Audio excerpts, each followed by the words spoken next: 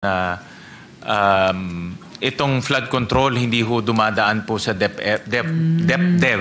No? Dahil po ang kanilang threshold, pag PPP projects, about 15 billion po. So anything below 15 billion, hindi na ho dadaan sa kanila pag PPP. Pagdating naman po sa GAA projects, 5 billion po ang threshold. So anything below that, hindi na ho dumadaan sa kanila. So hindi ho nila nare-review yung mga plano pag mas maliit po yung mga projects na ina-allocate po ng Department of Public Works. And alam naman po natin, Mr. Chair, yung napag-alaman din po natin kahit sa Senate Blue Ribbon Committee investigations, yung notorious practice of so-called splitting projects. Opo, para maging mas mababa, mag-slip under ng threshold na subject na sa vetting ng DepDev or ng ibang sa national expenditure agencies. Makikita na ho natin doon yung ibang mga projects na na-identify ho natin. No?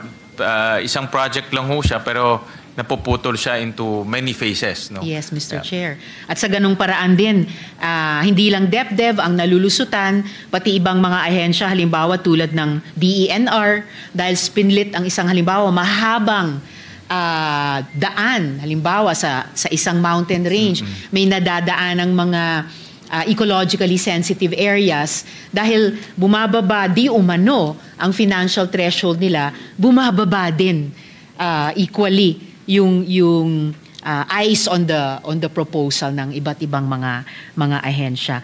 And ngayon kaya nadadagdagan yung pagtingin natin mismo na nagtatrabaho dito sa Senado bukod sa ating mga kababayan kung gaano kahalaga yung eyes particularly ng DepDev at ng mga regional development councils. So kung dadaan na yung ganitong kahit yung ganitong mga proyekto sa DepDev at sa mga RDCs, ano yung meron na bang or ano yung maaring buwing algorithm ng DepDev para sabihin, okay, binet namin itong proposed project against yung, bawa, River Basin Master Plan and check, it will qualify, Mr. Chair.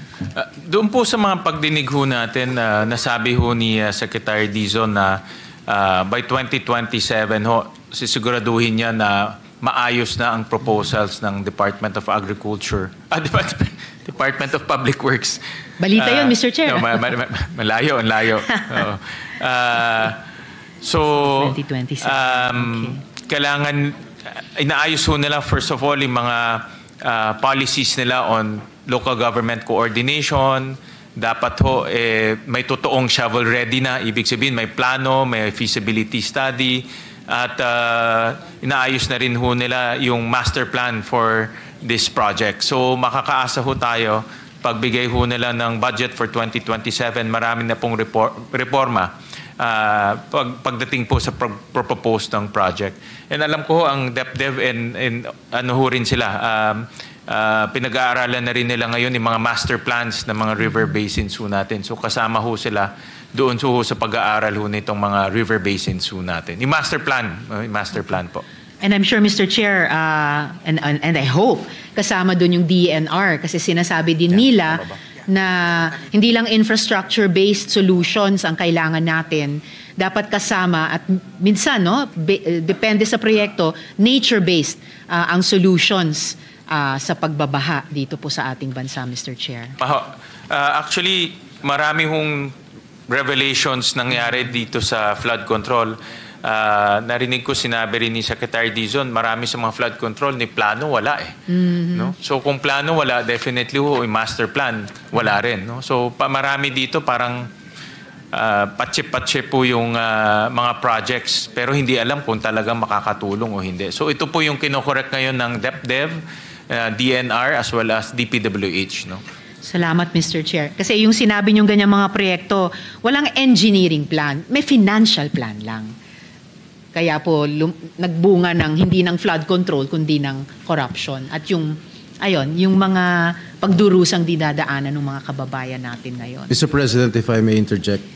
Yes, Mr. President, Senator Estrada. I think the presiding officer is busy. Senator Estrada is recognized. Thank you. Just only one question, Your Honor.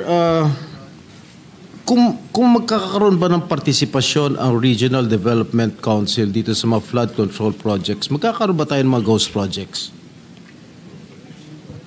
Kung tinitignan ho namin, yung batting average ng Regional Development Council, less than 30% lang po or around 30% ang projects na na-approve ng Regional Council na napopondohan ng GAA.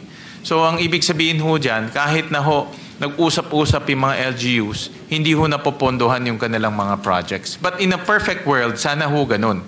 No, dahil ang Regional Development Council, kasama doon ang LGUs, DPWH, DNR, lahat ng mga regional agencies nandoon ho. So doon sila dapat nag-uusap-usap kung ano po yung magandang project sa kanila. Nung umpisa pa lang, nung maraming mga amendments sa mga kongresista, mga senador, mga flood control projects, dapat pala nagkaroon ng partisipasyon ang Regional Development Councils para hindi na tayo nagkakaroon ng ganitong klaseng problema. Dahil sino ba ang mga mastermind ng mga ghost projects? Di ba yung mga engineers dyan sa mga DPWH? Hindi naman mga senador, hindi naman mga congressman eh. Tama ho. Kailangan ho talaga, mas maganda ho talaga dumadaan sa Regional Development Council. Kahit na ho yung meron ko, kasi alam niyo naman, bilang dating mayor, meron tayong mga City Development Council, Provincial Development Council, kahit man lang dumaan doon para at least vetted and coordinated yung project. Kasi sa pagkakalam ko, I'm sorry, Senator Risa, yung mga mayors na napaglaanan ng pondo ng mga flood control projects, hindi nila alam na meron silang mga flood control projects sa sarili nilang bayan. Am I correct? Di dapat alam, dapat naabisuhan yung mga local government units na meron silang ganitong klaseng flood control projects. Parang sa Quezon City na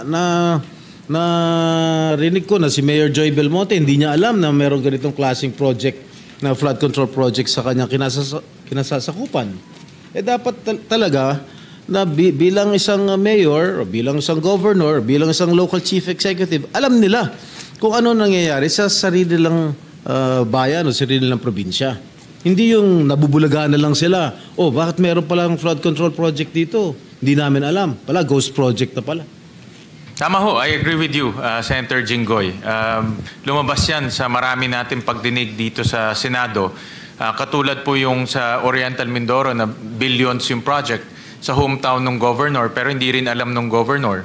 No? So, hindi nako-coordinate po sa local government units itong mga project na ito. So, dapat po talaga ma-coordinate kasi at the end of the day, ang local government units ang sumasagot kung may problema doon sa lugar. Kung mayroong baha, kung mayroong ine-evacuate, sila ho ang sumasagot. No? Dito ba sa 2026 budget, mayroong mga flood control projects?